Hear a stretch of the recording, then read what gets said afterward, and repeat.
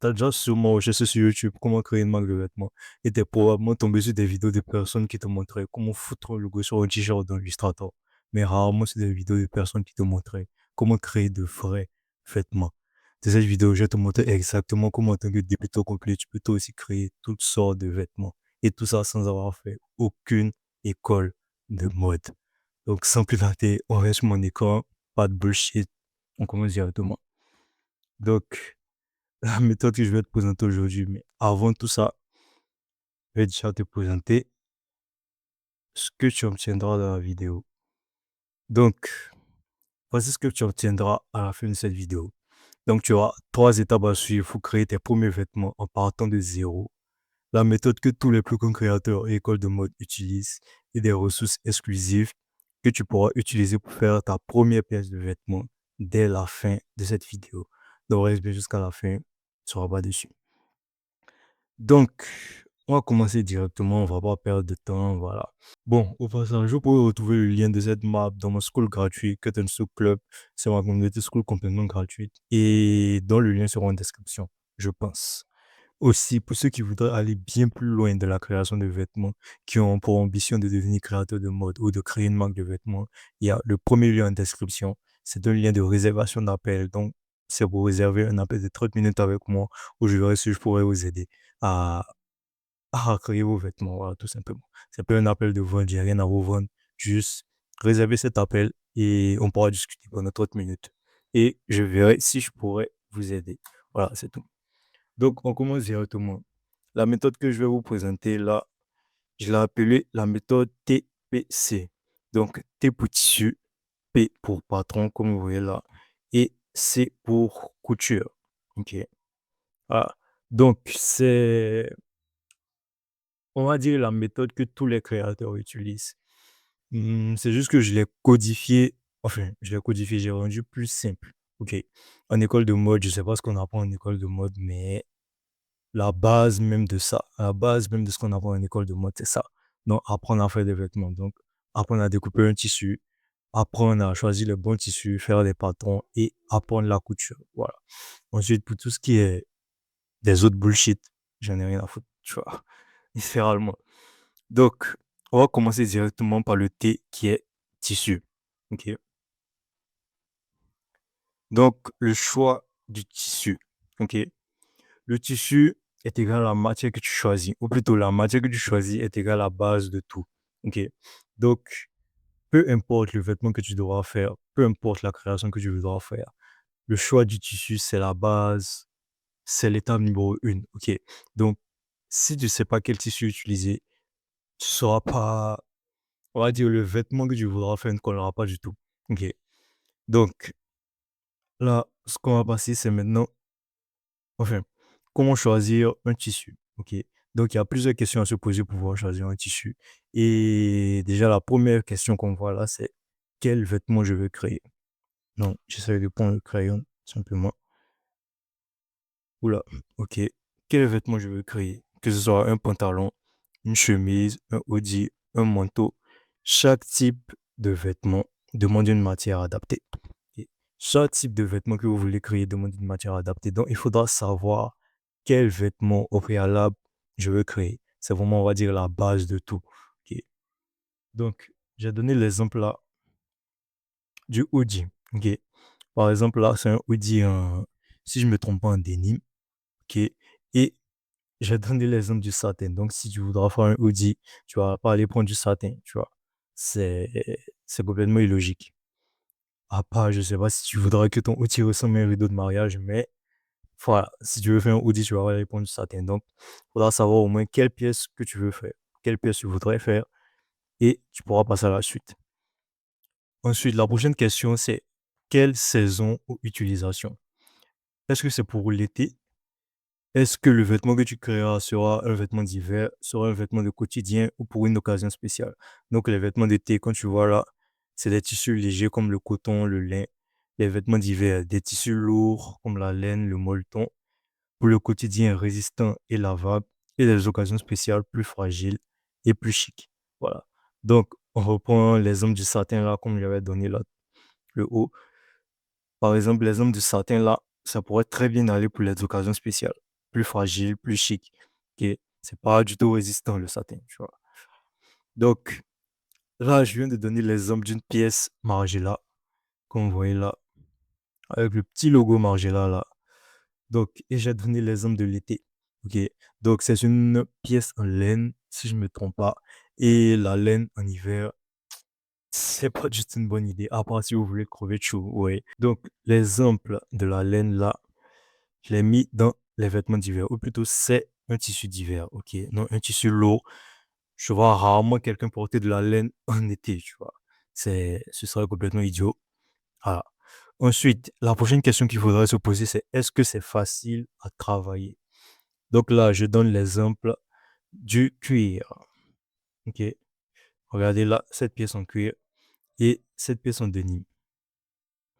Donc, le cuir, c'est la matière, ou plutôt c'est le tissu à éviter, à complètement éviter en tant que débutant. Ok.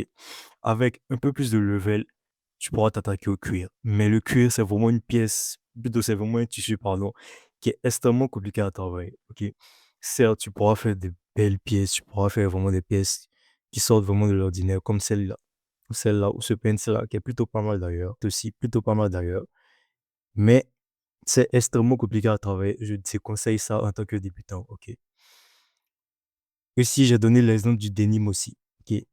Le denim là, cette veste en denim là, plutôt ce jacket en denim là, peu importe, hein, qui est, on va dire, le denim, c'est, la plupart des personnes le mettent au même niveau que le cuir en disant que, en pensant, pardon, que le denim, c'est une pièce qui est extrêmement compliquée à travailler, mais en fait, non.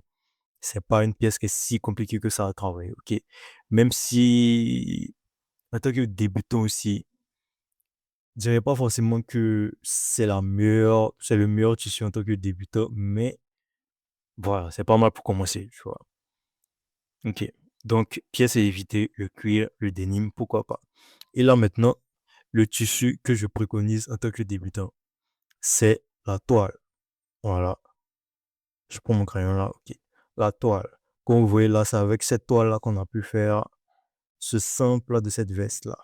Donc, pour ceux qui savent pas ce que c'est un sample, c'est une espèce de maquette, ou même c'est une maquette d'ailleurs, qu'on va, on va dire qu'on va faire avant toute grande production. Quand je parle de grande production, je parle pas d'aller donner ça à des usines en Chine.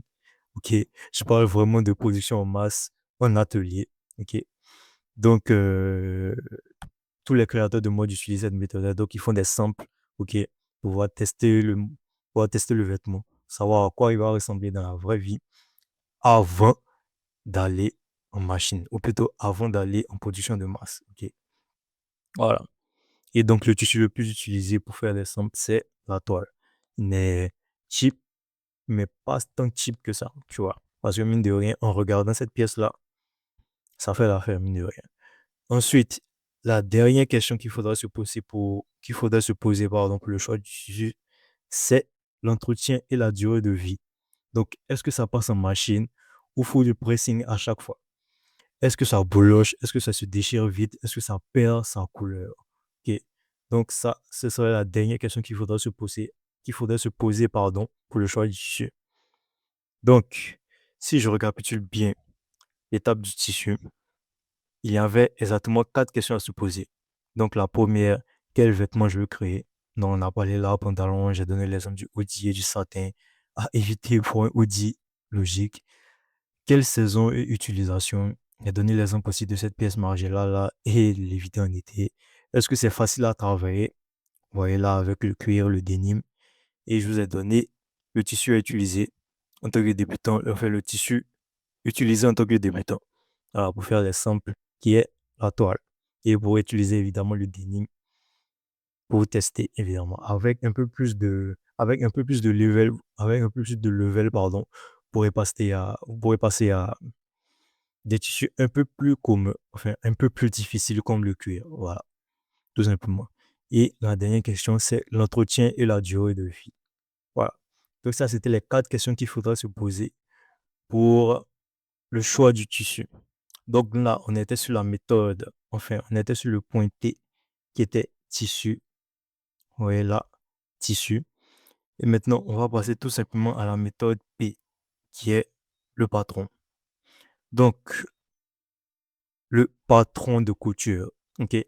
Donc, pour ceux qui ne sauraient pas ce que c'est un patron de couture, c'est le plan de ton vêtement, tout simplement. En architecture, on fait des plans de maison et on va directement à la construction. Et bah, en design mode, c'est exactement pareil. Sauf que le plan, bah, en vrai, c'est la même chose, hein, juste que tu vas pas construire des bâtiments, hein, juste tu vas construire des vêtements, tout simplement. Comme là, je l'ai donné là, l'exemple. Donc, voici à peu près ce à quoi ressemble un patron. Enfin, des patrons plutôt. Comme vous voyez sur cette image-là, il y a l'image d'un jogging, si je ne me trompe pas, d'un short, d'un haut et d'autres hauts d'ailleurs. Donc, c'est les patrons qu'on utilise pour faire tout ce genre de vêtements-là, ok?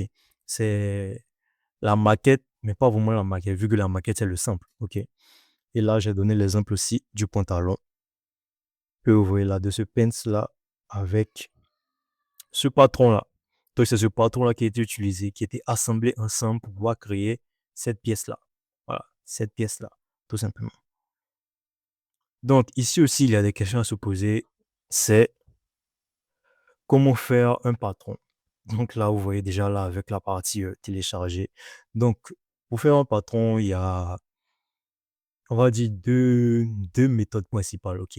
Donc, il y a soit télécharger ou soit créer le patron, tout simplement. Donc, on va commencer déjà par la partie télécharger. OK.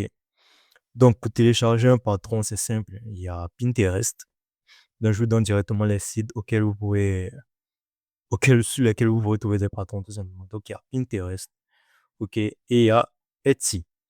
Donc, en tant que débutant, ou plutôt au début, je préconise des patrons, on va dire, gratuits. Après, si vous voulez avoir directement accès à des patrons payants, pardon, vous pourrez directement aller sur Etsy, voilà. Mais sur Pinterest, la plupart du temps, vous trouvez des patrons qui sont, on va dire, des patrons gratuits, mais qui ne sont pas vraiment des patrons, c'est juste des exemples. Donc, vous aurez rarement des patrons avec les mesures pré-imprimées sur Pinterest, ok? C'est vraiment des exemples qui vous montrent. Par contre, sur Etsy, ok? Par contre, sur Etsy, vous pourrez trouver toutes sortes de patrons, évidemment. Ce sera payant. Enfin, les meilleurs patrons seront payants sur Etsy, ok? Donc, vous pourrez trouver des patrons gratuits, bien entendu, mais la plupart des bons patrons seront sur Etsy. Voilà. Donc, vous pourrez trouver les meilleurs patrons sur Etsy ou sur Pinterest, voilà, tout simplement, voilà des exemples. Et ces patrons-là, vous pourrez les télécharger en PDF, ok? Donc, vous les téléchargez en PDF et vous les imprimez tout simplement et vous les placez sur votre tissu et vous les découpez. Donc, le tissu qu'on a vu, l'étape avant, juste avant qu'on a vu. Donc, le choix du tissu. Voilà. Donc, l'étape qu'on a vu bien avant, le choix du tissu. OK. Donc, comme je l'ai dit, pour faire un patron, il y a deux grandes méthodes. Donc, soit télécharger ou soit créer. Donc, comme je l'ai dit là, avec Pinterest ou Etsy, et j'ai mis juste à côté le Cut and Sew Club. Donc, j'en ai parlé au début de vidéo, c'est ma communauté school complètement gratuite où vous pourrez trouver des patrons préfaits et prêts à imprimer. Et d'ailleurs, avec des tutos, bien sûr, couture, où je montre comment coudre ces pièces-là. Donc, comme vous voyez là, j'essaie de zoomer, ok, là, tote bag, bonnet, chapka, baklava, monk bar. Évidemment, il y aura bien d'autres pièces que je ferai. Je ferai des hoodies qui sont déjà faits d'ailleurs, mais qui ne sont pas encore mis dans la communauté. Voilà. Donc, à vous de voir. Vous pouvez directement aller sur Etsy, Pinterest, vous aller dans la communauté school complètement gratuite. Voilà. Ensuite, il y a la deuxième partie enfin, la deuxième méthode qui est créer. Donc, créer des patrons à la main. Donc, comme vous voyez là, vous pouvez soit créer à la main, ok, ou soit utiliser un logiciel, qui est le logiciel que j'utilise d'ailleurs, et qui est le logiciel numéro un dans le monde de la mode. Ok, numéro un, c'est le logiciel que tout le monde utilise, que ce soit en école de mode ou même les créateurs utilisent. Ok, mais en école de mode, c'est vraiment le logiciel utilisé. C'est vraiment le logiciel le plus utilisé en école de mode. Ok, donc qui est Clo 3D. Donc, déjà, on va parler de la méthode numéro une qui est de le faire à la main.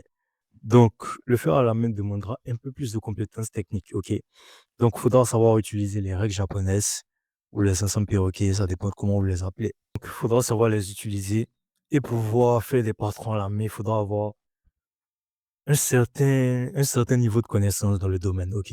Donc, c'est pas forcément la méthode que je préconise en tant que débutant, ok. Voilà. La méthode que je préconise, évidemment, vous l'avez deviné, c'est utiliser le logiciel 3D qui est Clo. Donc, on va parler des avantages des deux. La première, ou plutôt les inconvénients et les avantages, peu importe.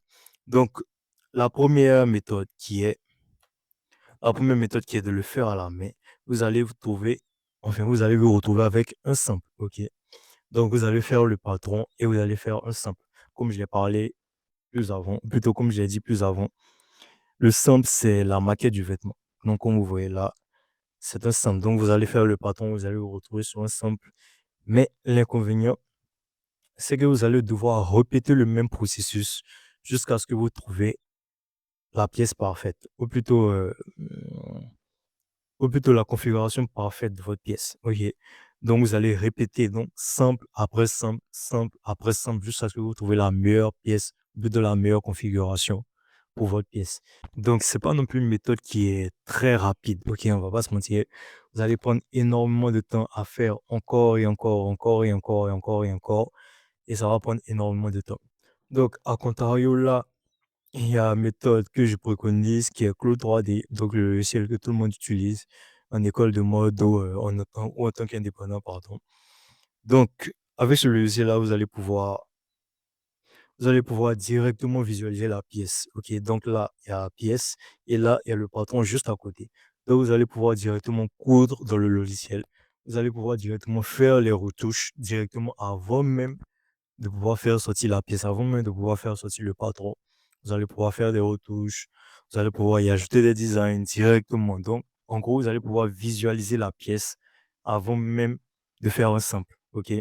Donc, c'est très, très, très, très pratique. C'est le logiciel que moi j'utilise, le logiciel que tout le monde utilise. Donc, c'est le logiciel que je préconise. OK? Et comme vous le voyez là, vous pourrez directement faire un outfit complet dans le logiciel. Donc, vous pourrez adapter le mannequin à votre taille et faire en sorte que toutes les pièces vous fit parfaitement.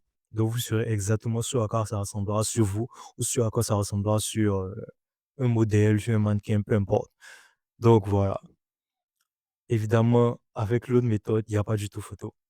L'autre méthode qui est de encore et encore et encore et encore faire des samples, encore et encore retoucher le patron à la main jusqu'à ce que on tombe sur ce qu'on veut, ou soit le logiciel qui est, tu peux directement visualiser la pièce que tu veux, directement visualiser l'outfit que tu veux.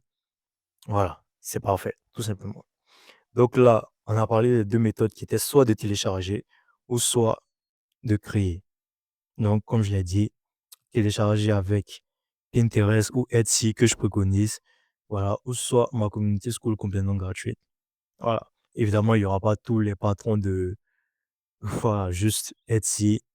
Il y a des patrons aussi sur ma communauté school. Donc là, ça à vous de voir, tout simplement. Et vous pourrez soit créer, comme je l'ai dit, en tant que débutant, évitez de commencer par faire des patrons à la main. Ok, ça demande beaucoup de compétences techniques. Voilà. Le logiciel que j'utilise, le logiciel que tout le monde utilise, Clo 3D. Voilà, tout simplement. Donc, on a fini avec la partie, on revient là, la partie P de TPC. OK. Donc, la partie patron que je filme là. OK. Et là, maintenant, on va passer à la dernière partie qui est la partie couture. OK. C'est la dernière partie. Donc, après avoir fait le choix du tissu, après avoir créé le patron, maintenant, on va passer tout simplement à la couture qui est l'étape finale. OK. Donc, vous voyez là, la couture égale l'étape finale, tout simplement. Donc, après avoir choisi un tissu, après avoir décidé le vêtement que vous voulez créer, après avoir fait le patron et surtout, surtout, surtout, après avoir visualisé la pièce que vous voulez, donc ce à quoi la pièce va ressembler. OK? Comme je l'ai dit, c'est cette méthode-là que je préconise. Donc, après avoir visualisé la pièce que vous voulez en 3D, vous saurez exactement le haut, le bas, peu importe la pièce que vous voulez faire. Après avoir fait tout ça, vous allez maintenant imprimer le patron, comme je l'ai dit, en PDF. Voilà, plus haut, tout simplement en PDF. Vous allez l'imprimer et et vous allez pouvoir enfin passer à l'étape finale qui est la couture. OK. Donc, la couture, c'est simple. C'est déjà la seule question qu'on va se poser ici, c'est quelle machine utiliser. OK.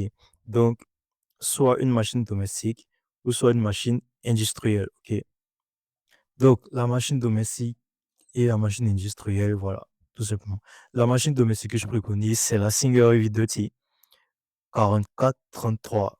Donc, celle-là. Donc, la meilleure machine à coudre sur le marché pour les débutants, c'est celle-là. La Singer Heavy Duty. OK. Celle-là. Ou alors, vous pourrez directement aller sur une machine industrielle, ce que je ne préconise pas, évidemment. Donc, en tant que débutant, ce que je vous conseille, c'est d'utiliser la Singer Heavy Duty. Donc, vous pourrez trouver très, très, très, très facilement des tutos sur cette machine-là sur YouTube. Quand vous tapez, euh, Quand vous tapez couture sur YouTube, c'est la plupart, on va dire 90% des personnes utilisent cette machine-là. OK? Et ça, c'est la machine qu'on utilise en atelier. Donc, dans les plus grands ateliers, peu importe, que ce soit même dans les ateliers en Chine, dans les plus grands ateliers, c'est cette machine-là qu'on utilise. Donc, la Junkie, je dirais pas exactement le nom parce que je connais pas exactement le modèle de celle-là. Et voilà, la Junkie industrielle, on va dire ça comme ça. Voilà. Donc, c'est vraiment les deux machines que je préconise. Évidemment, en tant que débutant, je conseille directement d'aller sur la Singer Heavy Duty. Voilà, tout simplement. Donc, si je ne me trompe pas là, OK, il y a juste cette partie-là. Donc, vos premières coutures. Vous voyez ici, les premières coutures seront bancales, mais c'est normal. L'important, c'est d'assembler et de finir ta pièce. OK, donc, peu importe la pièce que tu veux faire, peu importe la pièce que tu voudras faire, l'important, c'est de la finir. OK, ce sera peut-être pas parfait, ce sera peut-être pas la meilleure pièce du monde, ce sera pas une pièce comme peut-être celle de Rick Owen ou celle de, je sais pas, celle de Margiela, j'en ai aucune idée. Mais juste l'important, c'est de finir la pièce et de finir le vêtement. C'est l'important, OK? Donc, peu importe, tu finis ta pièce, tout simplement. Voilà. Donc, tu as toutes les étapes là. OK? Là, je recule. OK. Donc, on a parlé là de la méthode TPC, du tissu, du patron et de la couture. OK? Donc, si tu as bien compris tout ce qu'on a résumé depuis le début, c'est que tout simplement, pour faire ce genre de pièces-là, pour faire ce genre de pièces-là que tu vois là, là, là, peu importe la pièce que tu voudras faire, pour faire ce genre de pièces-là, tu n'as pas besoin d'école de mode à 7 000 € l'année pendant 5 ans. Voilà. Tu n'as pas besoin de ça. Tu n'as pas non plus besoin. T'as pas non plus besoin de faire des designs de merde sur Illustrator, ok? Donc, tous les designs de merde qu'on voit sur Internet, tous les marques de vêtements qui se ressemblent aujourd'hui, j'ai l'impression qu'ils font tous exactement la même chose. Ils prennent des designs de merde sur Illustrator, ils font des tech packs. Tu vois, j'ai l'impression qu'ils font littéralement tous la même chose. Donc, t'as pas besoin de ça, ni de ça. Tu as juste besoin d'une méthode qui est tissu, patron et couture. Donc, la méthode TPC. Comme on l'a vu là, zoom, comme on l'a vu là, tout simplement la méthode TPC. Voilà. T pour tissu, P pour patron et C pour couture. Tu as juste besoin de ça. Tu n'as pas besoin d'école de mode hyper cher. Tu n'as pas besoin, voilà, de faire des designs de merde. Tu as juste besoin de cette méthode-là. Tout simplement. Donc, maintenant que tu connais la méthode pour pouvoir créer ce genre de vêtements-là et surtout que tu n'as pas besoin de ça ni de ça, ce que je vais te proposer là maintenant, c'est un appel complètement gratuit. OK?